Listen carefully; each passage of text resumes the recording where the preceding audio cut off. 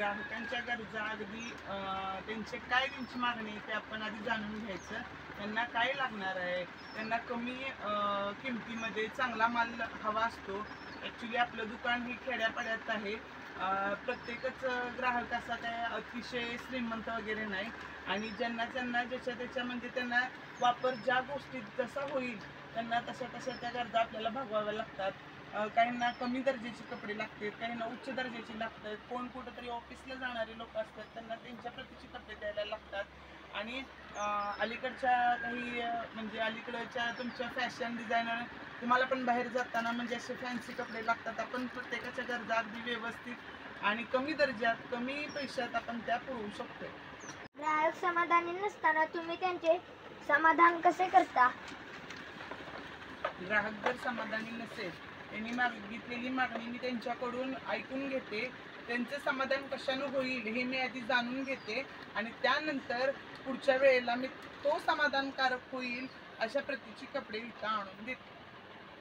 तुमच्या दुकानात चांगल्या ग्राहक सेवेसाठी तुम्ही काय करता? ग्राहक चांगला त्याची जी काही डिमांड आहे ते आपण त्याला अगदी बाहेरच्या रिजनेबल दरात बाहेरपेक्षा आपण कमी दर्जात त्याची काही डिमांड आहे ते आपण व्यवस्थितरित्या पूर्ण करतो आणि त्याचं समाधान आपण व्यवस्थित करू शकतो. जे तो बाहेर जाऊन घेऊन येणार आहे तो आपण इथं त्यांना अगदी उत्कृष्ट दर्जात आपण त्यांना देऊ शकतो. ग्राहकांना समाधानी करण्यासाठी तुम्ही कोणती विशेष ऑफर देता? ग्राहक समाधानी करण्यासाठी आपण गणपती उठल्यानंतर आपला मोठा सण जो पुढे येणार असतो दिवाळी, या दिवाळीच्या सणाच्या आधी आणि गणपती उठल्यानंतर आपण एक ऑफर ठेवतो.